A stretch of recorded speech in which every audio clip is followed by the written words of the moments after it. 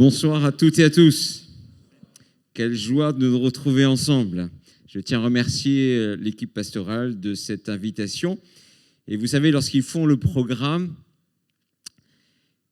le moment où on intervient, le plus crucial, c'est au moment où on nous dit qu'on intervient en dernier. Et là, on se dit, mais qu'est-ce qu'on va dire ? Ils ont déjà tout dit la semaine, depuis mardi, c'est ça ? Lundi, en plus on le plus lundi, mardi, mercredi, jeudi, vendredi, comment ça dire ? Heureusement que la parole de Dieu, elle est riche, et je suis sûr que vous avez déjà fait cette expérience. En ouvrant la Bible, vous lisez un chapitre, ça ne vous dit rien. Quelque temps après, vous relisez le même chapitre, et le chapitre parle à votre cœur. Ça, c'est la richesse des Écritures. Et je crois que ce soir, le Seigneur va encore parler à chacun d'entre nous. Comme il a parlé à mon cœur, il va vous parler. Cette pensée que je partage avec vous. Et là, dans mon cœur, depuis toute cette semaine, ça cogite, ça cogite. Et ce matin, je parlais avec le pasteur Johan. Et puis, je lui disais que je vais parler sur le Saint-Esprit. Et à ma grande surprise, c'était le thème d'hier soir. Mais rassurez-vous, ça sera une continuité. Parce que je pense que si le Seigneur met quelque chose sur le cœur de quelqu'un, c'est que certainement, il y a encore des choses bonnes à entendre et à recevoir de la part du Seigneur. Et lorsque nous venons dans la présence de Dieu, il faut avoir toujours cette disposition de cœur, de dire « Seigneur, parle à mon cœur ». Et que nous puissions repartir de ce lieu, pas simplement en nous nourrissant simplement de quelques connaissances ou de quelques paroles, mais vraiment, comme on l'a chanté, avec la présence même de Jésus, avec des pensées toutes nouvelles de notre cœur, avec un cœur renouvelé de la présence de Jésus. Donc ce soir, comme je l'ai dit tout à l'heure, on parlera du Saint-Esprit. Là, ça sera une continuité d'hier soir. Ça sera la place du Saint-Esprit, son rôle dans le retour de Jésus. Vous savez, le Saint-Esprit est omniprésent dans les Écritures et implicitement dans l'histoire même de notre humanité, de nous les hommes. On ne peut pas faire abstraction du Saint-Esprit. Dès le début, dans Genèse chapitre 1er, verset 1, alors je vais citer beaucoup de versets ce soir pour étayer le message. Peut-être on n'aura même pas le temps d'afficher ou quoi que ce soit, mais je vous demande simplement d'être bien attentifs. Dès le début, Genèse chapitre 1, verset 1er, tout de suite, il est parlé de l'œuvre de Dieu, du commencement de ce Dieu qui a créé toutes choses. Et il est dit au commencement, Dieu créa les cieux et la terre. La terre était comment informe et vide. Il y avait des ténèbres à la surface de l'abîme et l'Esprit de Dieu se mouvait au-dessus des eaux. Dès le début, Dieu annonce la couleur. L'Esprit de Dieu est présent même au moment de la création. Et cela est très important. Et tout à la fin, c'est le verset que vous avez vu hier soir avec le pasteur Philippe Bergamini. Puisque la Bible, c'est une bibliothèque, il y a plusieurs livres. Et on commence avec le livre de la Genèse et on finit avec le livre de l'Apocalypse. Et le dernier chapitre, dans les derniers versets, il est fait mention de quoi ? De l'Esprit du Seigneur. Apocalypse 22, 17, c'est le verset d'hier soir. Et l'Esprit et l'épouse disent... Je répète, je ne sais pas si l'Église veut vraiment. Et l'Esprit et l'épouse disent... Viens. Et que celui qui entend dise... Viens. Et que celui qui a soif vienne à celui qui veut. Prenne de l'eau de la vie gratuitement. Oh, on dirait qu'il y a une parenthèse entre les guillemets. Dès le début, il est fait mention de l'Esprit du Seigneur et tout à la fin de la Bible, il fait mention aussi de l'Esprit du Seigneur. Le Saint-Esprit est présent dès la création et il est présent aussi et il sera toujours présent à la fin. On ne peut pas faire abstraction. Et tout à la fin, il y a ce soupir prophétique. Viens Seigneur. Avec l'Église, il y a ce soupir qui est là, prophétique, puisqu'on nous attendons. Viens Seigneur. Mais j'aimerais rappeler ce soir que le retour du Seigneur n'est que l'une des étapes du plan glorieux de notre Dieu. Et ça, il faut le saisir, il faut bien comprendre. C'est l'une des étapes. La finalité, c'est au moment où nous serons là-haut, dans son ciel de gloire, et nous rencontrons face à face. Mais le retour du Seigneur, c'est l'une des étapes. Et il y a eu au cours de notre histoire des étapes comme cela, marquées par Dieu, voulues par Dieu, mais conduites par l'Esprit du Seigneur. Rien de glorieux ne se fait par l'assistance du Saint-Esprit sur cette terre. Dans le ciel, tout est glorieux. Mais sur cette terre, rien ne se fait par l'assistance du Saint-Esprit. Et il faut bien comprendre, lorsqu'on parle du retour du Seigneur, c'est dans tout un contexte. Pourquoi Dieu a voulu que le Seigneur revienne, que Jésus, que son Fils revienne? C'est dans tout un contexte. Et si on n'a pas compris cela, on dirait qu'on arrive à la fin, mais on a loupé des épisodes. Quoique la fin est mieux que le commencement. Mais pour bien comprendre, pour bien saisir le sens, il faut bien comprendre, ce sont les étapes. Pourquoi il y a un retour? C'est que si on parle de retour, c'est qu'il y a déjà une venue. Mais pourquoi il y a une venue? Et c'est là. À cause de nous, les hommes. S'il y a un retour, c'est pour nous, les hommes. Si Jésus est venu premièrement, c'est pour nous, les hommes. Si Dieu a créé toutes choses, c'est pour nous, les hommes. Et peut-être que cela nous dépasse, nous ne pouvons pas comprendre ces choses. Mais il y a une réalité qui est là. L'Écriture dit ceci, dans Romains 3, 10, qu'il n'y a pas de juste, pas même un seul. Nul n'est intelligent, nul ne cherche Dieu. Tous sont égarés, tous sont pervertis. Il n'en est aucun qui fasse le bien, pas même un seul. Waouh! C'est fort comme déclaration quand même. Puisque là, nous sommes confrontés à une autre réalité, c'est ce que nous sommes, nous les hommes. Et il rajoute, et c'est là, on ne va pas rentrer dans les détails, mais Romains chapitre 3, verset 23 toujours, car tous ont péché et sont privés de la gloire de Dieu. Et tout est là, tout est dit. Nous les hommes, nous sommes privés de la gloire de Dieu. Et le retour du Seigneur rentre dans cette dimension, puisque nous serons avec lui dans sa gloire. Nous les hommes, nous sommes privés de la gloire de Dieu, pas à cause de notre péché, à cause de ce que nous sommes. Nous sommes livrés à nous-mêmes, incapables de nous sauver, incapables de pardonner, incapables d'aimer. Voilà ce qui se passe autour de nous aujourd'hui. Il suffit de regarder l'actualité, il suffit d'entendre des choses, il suffit de regarder autour de nous, de comprendre combien le mal agit aujourd'hui et depuis même au moment où l'homme a chuté. Il y a une raison à cela. L'Écriture nous dit que c'est l'œuvre de Satan. C'est clair. L'Écriture nous dit dans Apocalypse chapitre 12, verset 9, j'ai vu quand même qu'il tape très vite au clavier quand même. C'est fort. L'Écriture dit ceci, en parlant de Satan, il fut précipité, le grand dragon, le serpent ancien, appelé le diable et Satan, celui qui séduit toute la terre. Il fut précipité sur la terre et ses anges furent précipités avec lui. Et Jean dit ceci dans sa première épître, chapitre 5, verset 19, le monde entier est sous la puissance du malin. Il y a là une autre réalité. Nous les hommes, nous sommes pécheurs, mais parce que Satan a été précipité sur la terre, lui et la puissance des ténèbres. Et l'Écriture nous dit ceci, que le monde dans lequel nous sommes gît sous la puissance du malin.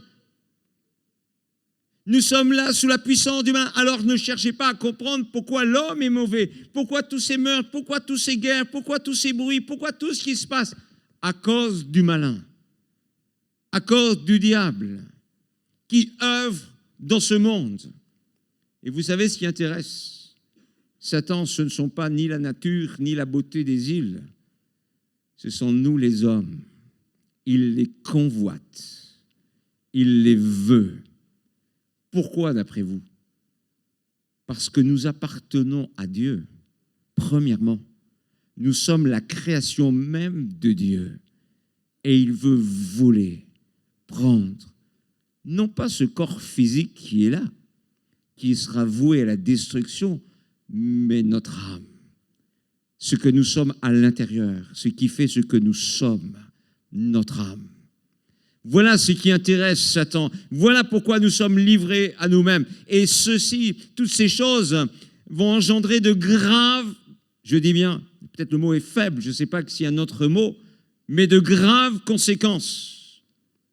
Tant au niveau individuel pour ma propre vie, mais aussi aura des conséquences sur la société dans laquelle nous sommes. Mais pire encore, aura même aussi des conséquences sur la terre, sur la nature. La terre même crie vers le Seigneur.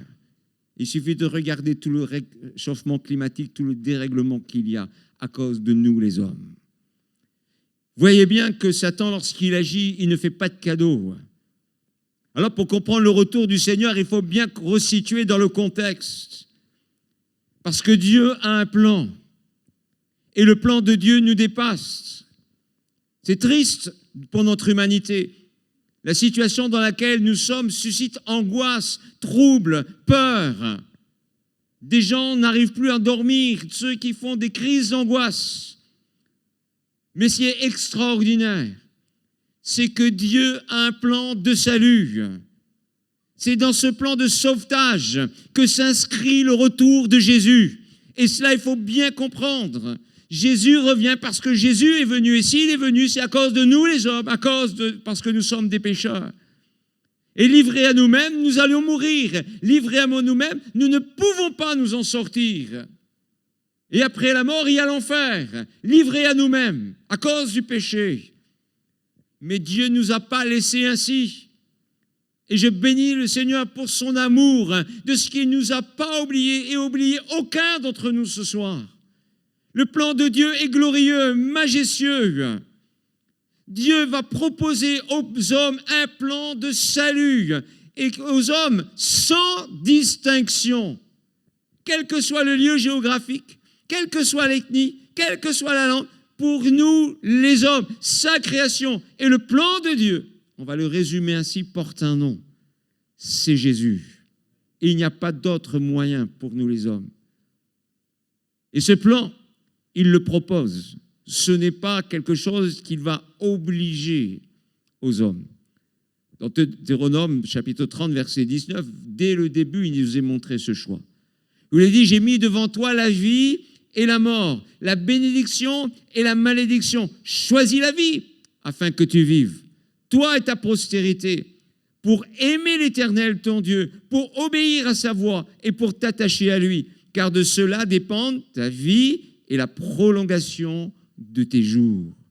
C'est un choix personnel de croire ou de ne pas croire dans l'œuvre de Dieu, dans le plan glorieux de Dieu, de la venue de Jésus, mais aussi dans son retour. C'est un choix personnel. Et Dieu met à tous ceux qui sont perdus, il lance cette bouée de sauvetage, il lance ce plan de salut. Choisis la vie ou choisis la mort. Il n'y a pas de peut-être. Il n'existe pas de purgatoire. Et on ne pourra pas après. C'est aujourd'hui le salut. C'est aujourd'hui. J'aimerais dire, si Dieu a précipité Satan sur la terre, Dieu a donné son Fils pour le salut des hommes. Il est venu lui aussi sur la terre des hommes pour nous sauver, pour nous délivrer.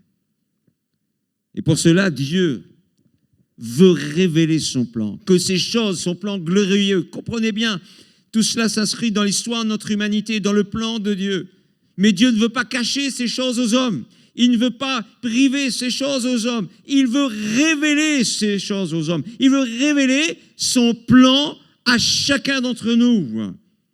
Et il le fait par l'Esprit Saint. Il le fait par la puissance de l'Esprit. Quelqu'un pourrait me dire, mais et la parole? Oui, et la parole. Mais dès le début, la parole n'était pas encore écrite. Tout commencement commence par l'Esprit Saint. Dieu veut révéler à chacun d'entre nous son plan glorieux. Alors quelqu'un pourrait dire lui-même, mais est-ce que toutes ces choses, le retour du Seigneur, il faut se laisser conduire par l'Esprit. Dieu veut se révéler à chacun d'entre nous. Il ne cache rien à ses serviteurs. Son plan, tout a été parfait, calculé, et il veut se révéler. La présence du Saint-Esprit est dans le plan de Dieu pour accomplir son plan.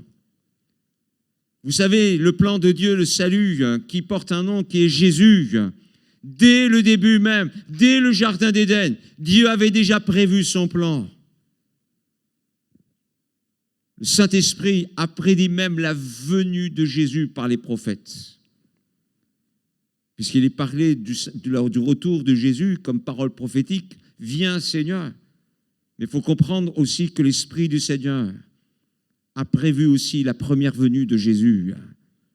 Et même ce qui est extraordinaire, Pierre lui-même va dire dans 1 Pierre chapitre 1 verset 10, les prophètes qui ont prophétisé touchant la grâce qui vous a été réservée à nous, à notre génération, ont fait de ce salut l'objet de leur recherche et de leur investigation, voulant sonder l'époque et les circonstances marquées par l'Esprit de Christ qui était en eux et qui attestait d'avance les souffrances de Christ et la gloire dont elles seraient suivies.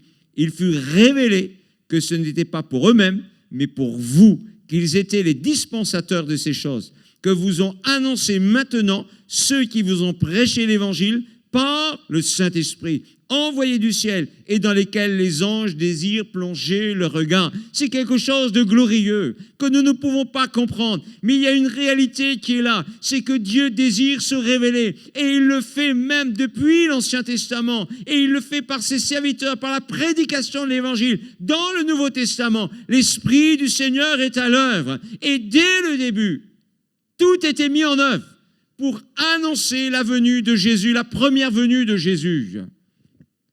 Le Saint-Esprit était impliqué même dans la conception de Jésus.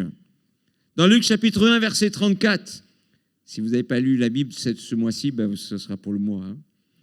Luc chapitre 1, verset 34, Marie dit à l'ange, « Comment cela se fera-t-il puisque je ne connais point d'homme ?» L'ange lui dit, « Le Saint-Esprit viendra sur toi et la puissance du Très-Haut te couvrira de son ombre. C'est pourquoi le Saint-Enfant qui naîtra de toi sera appelé Fils de Dieu. » Même dans la conception de Jésus, il y a là la touche du Saint-Esprit. La venue de Jésus, cela a été annoncé, prophétisé. Le jour où il est né, là aussi, il y a eu l'action du Saint-Esprit dans sa conception. Le Saint-Esprit était même impliqué dans le baptême de Jésus. Dans Jean chapitre 1, verset 32, Jean rendit ce témoignage. « J'ai vu l'Esprit descendre du ciel comme une colombe et s'arrêter sur lui. Je ne le connaissais pas, mais celui qui m'a envoyé baptiser d'eau, celui-là m'a dit, sur qui tu verras l'Esprit descendre et s'arrêter, c'est celui qui baptise du Saint-Esprit. Et j'ai vu et j'ai rendu témoignage qu'il est le Fils de Dieu. » Au jour même du baptême de l'Esprit, il y avait le sceau divin et il y avait la présence du Saint-Esprit. Au moment où Jésus va commencer son ministère public, là encore, il y a l'action de l'Esprit. Dans Luc 4, 14, Jésus, revêtu de la puissance de l'Esprit, retourna en Galilée et sa renommée se répandit dans tout le pays d'alentour. Au moment où il commence son ministère, au moment où il commence à enseigner, au moment où il va faire des miracles, il y a l'action du Saint-Esprit.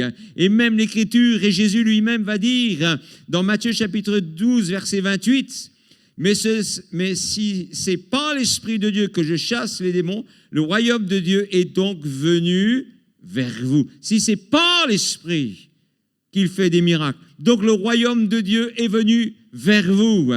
Vous comprenez bien que l'Esprit et l'Église soupirent. Il y a là quelque chose d'extraordinaire. Nous, les hommes perdus, livrés à nous-mêmes, Dieu, par son Esprit, agit à travers ce monde afin de révéler le plan glorieux de Dieu. Et il le fait à travers Jésus-Christ. Le Saint-Esprit était même impliqué dans la mort de Jésus. Il est dit dans Hébreux chapitre 9, verset 14, dans la version Semeur, qui est plus explicite. « Mais le Christ s'est offert lui-même à Dieu, sous la conduite de l'Esprit éternel, comme une victime sans défaut, à combien plus forte raison, par conséquent, son sang purifiera-t-il notre conscience des œuvres qui mènent à la mort, afin que nous servions le Dieu vivant. C'est extraordinaire. Le Saint-Esprit était impliqué même dans la résurrection de Jésus. Romains 8, 11.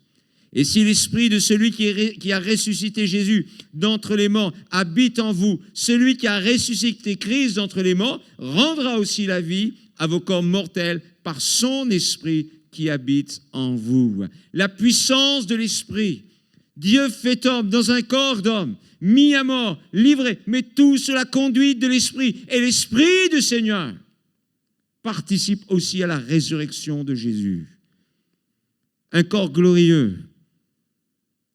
Et il nous donnait l'espérance que si ce même esprit a ressuscité Jésus, nous aussi, nous vivrons la résurrection. Mais ce n'est pas tout. Ça, c'est le ministère de Jésus sur la terre. Si toutes ces choses ont été mises en œuvre par Dieu, cela a été mis en œuvre non pas pour Jésus, cela a été mis en œuvre pour nous, les hommes, pour nous sauver. Et ce qui est extraordinaire dans le retour de Jésus, c'est d'être avec le Christ. Mais pour être avec le Christ, justement, il y a ce choix. Il y a l'œuvre aussi de l'Esprit dans la vie des hommes, dans la vie de chacun d'entre nous. Le Saint-Esprit est à l'œuvre même dans la nouvelle naissance. Au moment où quelqu'un veut donner son cœur à Jésus, quelqu'un qui est là et qui comprend ce plan glorieux, l'amour de Jésus, l'œuvre de Jésus qui se reconnaît pécheur, l'Esprit du Seigneur vient. L'Écriture nous dit que là, il le convainc de péché, de justice et de jugement. Son cœur est ouvert. Il y a l'action de l'Esprit. Et à ce moment précis, il saisit la grâce du Seigneur. Et il y a la nouvelle naissance. Jésus lui-même va dire à Nicodème, dans Jean chapitre 3, verset 5, « En vérité, je te le dis, si un homme ne naît d'eau et d'esprit, il ne peut entrer dans le royaume de Dieu. Nous ne pouvons pas aller au ciel si nous ne sommes pas nés d'eau et d'esprit. Ce qui est né de la chair est chair et ce qui est né de l'esprit est esprit. » Il y a cette dimension spirituelle, cette dimension du Seigneur qui est là. Ce qui est la chair est la chair, et la chair retournera à la poussière. Mais il est question de notre âme. Et celui qui donne la vie, c'est le Seigneur. Et il le fait par son esprit, la nouvelle naissance. Il en est ainsi de tout homme qui est né de l'esprit. Est-ce que vous êtes né de l'Esprit? Parce que c'est important pour qu'avec l'Église, avec l'Esprit du Seigneur, nous disons « Viens, Seigneur ». Cela n'a aucun sens sinon. Cela n'a aucune espérance. L'Esprit du Seigneur qui nous fait naître de nouveau. Mais c'est cet Esprit aussi que Jésus baptise.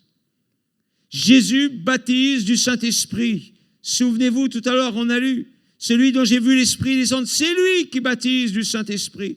Dans Actes chapitre 1er, verset 5, alors que beaucoup d'hommes et de femmes, la deuxième étape, alors que d'hommes et de femmes ont compris, ont réalisé, ont entendu le message de l'apôtre Pierre qui était là, qui prêchait, qui ont donné leur cœur pendant qu'ils étaient là, il y a l'espérance du baptême du Saint-Esprit. La promesse, elle est aussi pour tous ceux qui croient en lui.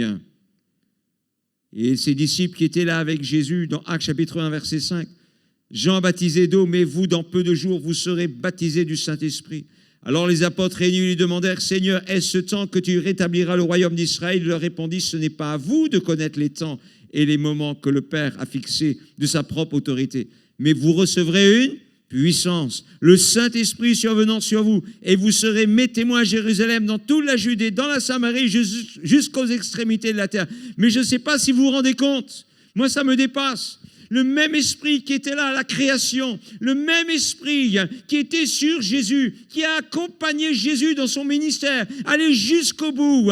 Ce même esprit qui a ressuscité Jésus, ce même esprit, oh, le Seigneur veut nous le communiquer à nous les hommes. C'est extraordinaire. Il veut mettre son esprit afin que nous soyons animés comme Jésus a été animé, que nous puissions dire les paroles de Jésus, faire ce que Jésus a fait, animés de l'esprit du Seigneur. C'est extraordinaire. La puissance même de l'esprit dans toutes les Écritures, dans toute la parole de Dieu. Voilà ce même esprit que le Seigneur veut déposer dans notre cœur. Oh, que c'est glorieux. Pour moi, ça me dépasse. Parce qu'il est question ici de la puissance de Dieu, il est question ici de la présence même de Dieu. Et ce même esprit qui est là, qui nous anime, que le Seigneur veut nous communiquer, ce même esprit va rendre témoignage que nous lui appartenons à lui, que nous appartenons et que nous sommes enfants de Dieu. C'est quelque chose d'important, parce que, comprenez-le, face aux défis de ce monde, face au Satan qui est là, qui réclame des hommes, qui vole, qui détruit, qui brise, sous la pire même du malin. Il y a de ceux qui appartiennent à Jésus, qui ont accepté Jésus. Il y a de ceux qui sont animés de l'Esprit du Seigneur. Il y a le sceau divin que Satan ne pourra pas toucher parce qu'il y a là le témoignage de Dieu, il y a là l'Esprit du Seigneur. Nous appartenons à Dieu. Nous sommes fils et filles du Très-Haut. Oh, que c'est glorieux. Nous appartenons à Jésus. Le diable n'a aucun pouvoir, ni le péché, ni rien du tout, parce que nous sommes dans le Seigneur. C'est l'Esprit du Seigneur qui rend témoignage cela à notre esprit. Nous ne nous convoquons pas nous-mêmes, mais nous laissons remplir de l'Esprit du Seigneur. Et la parole, le témoignage vivant qui est là dans notre cœur et qui nous confirme que nous sommes enfants de Dieu. L'espérance de sa gloire. Alors les promesses des Écritures sont pour nous. Le ciel nous est ouvert, le trône de la grâce, nous pouvons entrer.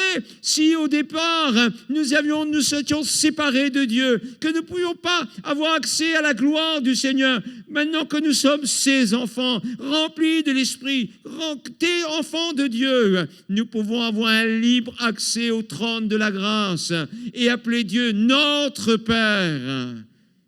Et pouvoir recevoir ce que nous avons besoin. Les promesses sont pour nous. Et le Seigneur veille sur sa parole pour l'accomplir. Et c'est extraordinaire. Alors que maintenant nous sommes là, l'Église est présente dans le cours de l'histoire. Au moment où du jour de la Pentecôte, l'Église a été formée, les disciples sont là, et au cours des générations, des hommes, des femmes, et même ici à l'île de la Réunion, et même dans la ville de Saint-Louis, le Saint-Esprit agit encore, parce qu'il y a encore des hommes et des femmes à sauver. Le but du Seigneur, c'est de révéler sa parole.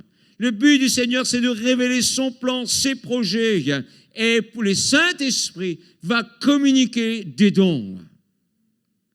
1 Corinthiens 12, 7. Or, à chacun, la manifestation de l'Esprit est donnée pour l'utilité commune. En effet, à l'un est donné par l'Esprit une parole de sagesse, à un autre une parole de connaissance par le même Esprit, à un autre la foi par le même Esprit, à un autre le don de guérison par le même Esprit, à un autre le don d'opérer des miracles, à un autre la prophétie, à un autre le discernement des esprits, à un autre la diversité des langues, à un autre l'interprétation des langues. Un seul et même Esprit opère toutes ces choses, les distribuant à chacun en particulier comme il veut. Ça, c'est le surnaturel de Dieu au milieu du peuple de Dieu.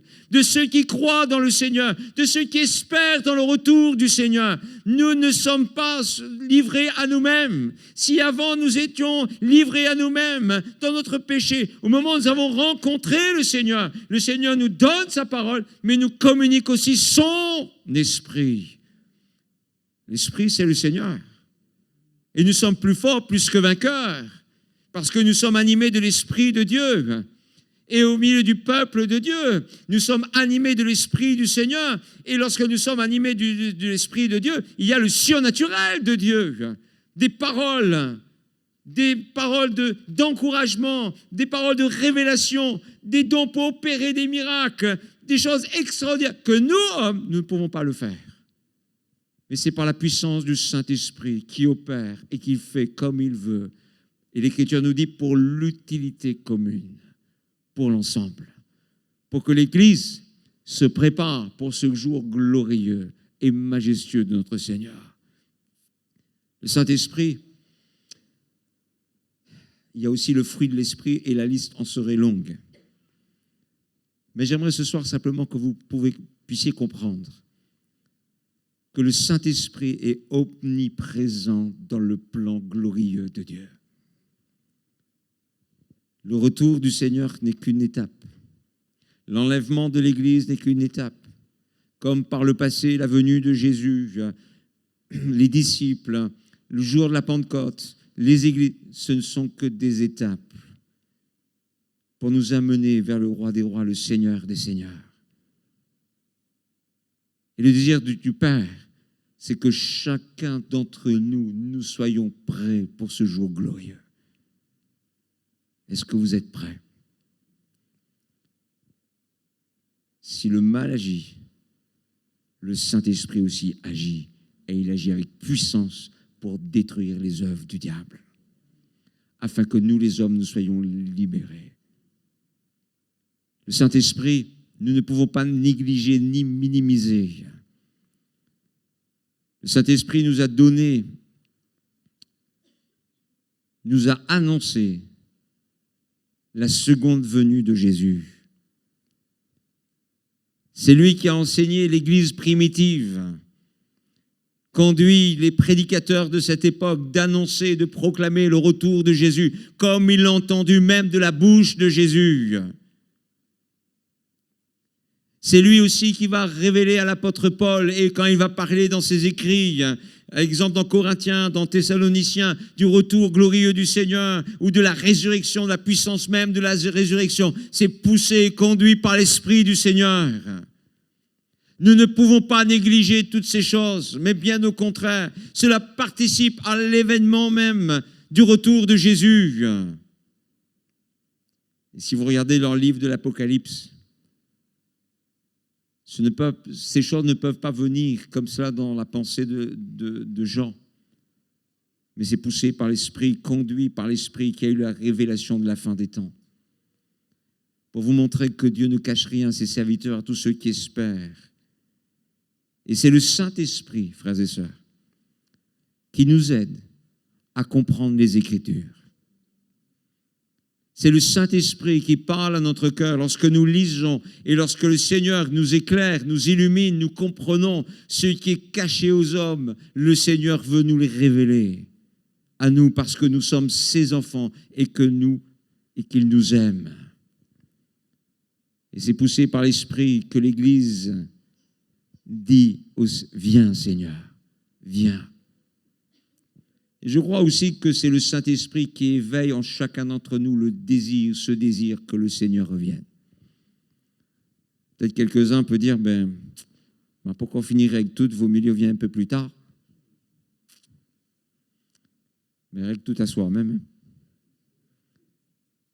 Puisque la véritable Église, poussée par l'Esprit, dit viens. Alors comprenez-le, et certainement cela a été dit pendant cette semaine. C'est un soupir que le Seigneur met, que l'Esprit du Seigneur met dans nos cœurs et le cœur de l'Église. L'Église veut être avec son Seigneur. D'une manière individuelle, je ne sais pas, mais d'une manière collective, l'Église du Seigneur soupire après le retour de Jésus. Et cela, il faut que nous soyons bien conscients. Il faut que nous soyons animés. Et cela, le Saint-Esprit va mettre ce désir dans notre cœur. Vous savez, lorsque Jésus était sur le point d'arriver sur la terre, la première fois, l'Écriture nous dit que tout le peuple d'Israël l'attendait. Oh, ce n'était pas ce qu'il prévoyait, mais il y avait ce soupir en Israël. Ce soupir doit être même dans le cœur de Dieu, du peuple de Dieu, d'attendre le retour, comme le peuple d'Israël attendait la première venue. Et l'Écriture nous montre que Jésus est venu. La parole est accomplie. Et c'était dans le temps de Dieu. Parce que ce qui nous échappe, c'est la notion du temps. L'Église veut le retour du Seigneur, mais cela ne nous appartient pas. Nous pouvons précipiter ou retarder, mais le temps appartient à Dieu. Et Jésus lui-même lui a dit, Il n'y a que le Père qui sait. Cela, nous ne pouvons pas tout saisir, tout comprendre. Mais il y a une réalité qui est là. Le temps ne nous appartient pas. Mais il y a ce soupir qui est là dans notre cœur. Et ne devons pas dire, ça fait longtemps qu'on attend. Hein. Ça fait 2000 ans. Vous vous rendez compte, le peuple, au moment où, dans le jardin d'Éden, Ève a péché, Adam et Ève ont péché, ça a pris des générations. Mais l'apôtre Pierre dit ceci, qu'il use de patience, désirant que tous les hommes soient sauvés, désirant que vos familles, vos enfants soient sauvés, qu'eux aussi ils aient part à l'héritage de la vie éternelle. C'est le cœur du Père, c'est le cœur de notre Créateur qui nous aime. Mais il y a une chose qui est là, concernant le Saint-Esprit, et aussi le rôle de l'Église. C'est que le Saint-Esprit, aujourd'hui encore, envoie des hommes et des femmes en mission pour accomplir le plan de Dieu. Et ces hommes et ces femmes qui partent, qui répondent à son appel, ils ont l'espérance dans leur cœur. Ils ont ce témoignage du Christ vivant, ressuscité. Sinon, ils n'iraient pas. C'est poussé par l'Esprit. Au moment où ils se mettent à part, au moment où ils partent. Et je crois que l'Église qui devient, je ne sais pas si ça dit missionnelle ou missionnelle, c'est une Église qui prépare la venue de Jésus. Une Église qui est poussée par l'Esprit du Seigneur, puisqu'il est parlé du baptême de l'Esprit, il est parlé que vous serez mes témoins. Il est question de la parole de Jésus, d'aller, de proclamer. Une Église qui entre dans ce champ-là est une Église qui soupire après le retour de Jésus et qui met tout en œuvre par l'Esprit pour que le tout se prépare à cette venue. Et dans notre génération, c'est notre rôle à nous aussi, Église du Seigneur, de préparer le retour de Jésus et de continuer l'œuvre du Seigneur en envoyant, en appelant, en servant le Seigneur, afin qu'un grand nombre puisse être sauvé. Une Église sans Saint-Esprit, c'est inimaginable, mais ça peut exister. C'est qu'une Église qui a ni puissance, ni espérance, ni vision, ni envoi. Elle n'a plus rien. Si ce n'est que de beaux bâtiments et de belles chaises ou de beaux bancs. C'est pourquoi l'Église a besoin de la vie de l'Esprit. Chacun d'entre nous, nous avons besoin de cette vie de l'Esprit.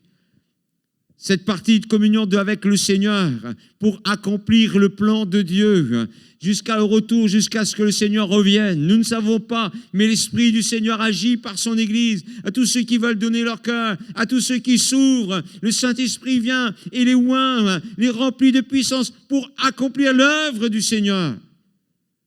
Sinon, nous allons passer à côté de ce que Dieu veut. Nous avons besoin de l'Esprit. Et nous avons besoin de laisser l'Esprit du Seigneur au milieu de l'Église agir, parler, qu'il y ait des paroles qui bouillonnent dans notre cœur et que nous puissions dire ce que Dieu a mis sur notre cœur, faire ce que Dieu nous demande de faire. Laissant l'Esprit du Seigneur, nous devons laisser plus de place au Saint-Esprit. Avec les temps de la fin qui approchent, et certainement que vous avez entendu tout au long de cette semaine, je crois que personnellement, dans ces temps de la fin, nous devons laisser, d'une part, revenir à la parole, être plus au plus près de la parole, et deuxièmement, c'est de laisser le Saint-Esprit agir. Comme au jour de la Pentecôte, comme au moment de la mission. Pourquoi ? Parce qu'il y a encore beaucoup qui ne sont pas sauvés, il y a encore beaucoup de perdus. Et il faut que nous soyons animés de l'Esprit du Seigneur, comme au jour de la Pentecôte, au moment où nous prêchons la parole. Que les serviteurs de Dieu soient animés de l'Esprit, que nos musiciens soient animés de l'Esprit, que les chantes soient animés de l'Esprit, que nos monos soient animés de l'Esprit, afin que là, il y ait un impact, que chacun d'entre chacun d'entre vous, vous soyez animés du Saint-Esprit, afin que là où le Seigneur vous a placé dans votre travail, dans votre quartier, qu'il y ait un impact de votre témoignage puissant, et que là des hommes, des femmes puissent venir, car le temps est proche. Et l'Écriture nous dit que la nuit vient où personne ne pourra travailler, dit Jésus. Et si la nuit vient, il faut se dépêcher. Alors plaise à Dieu ce soir, et on va réserver un temps à cela, qu'il y ait un renouvellement du Saint-Esprit. Dans cette vision du retour de Jésus, afin que nous préparions le retour du Seigneur et que nous soyons des acteurs de son retour. Et de dire, Seigneur, utilise-moi encore. Parce que les temps de la fin sont proches. C'est l'Esprit qui nous prépare.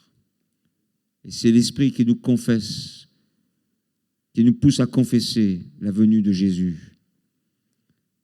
On va laisser le Saint-Esprit conduire ce temps de prière et de dire, Seigneur, je veux me préparer, je veux être prêt.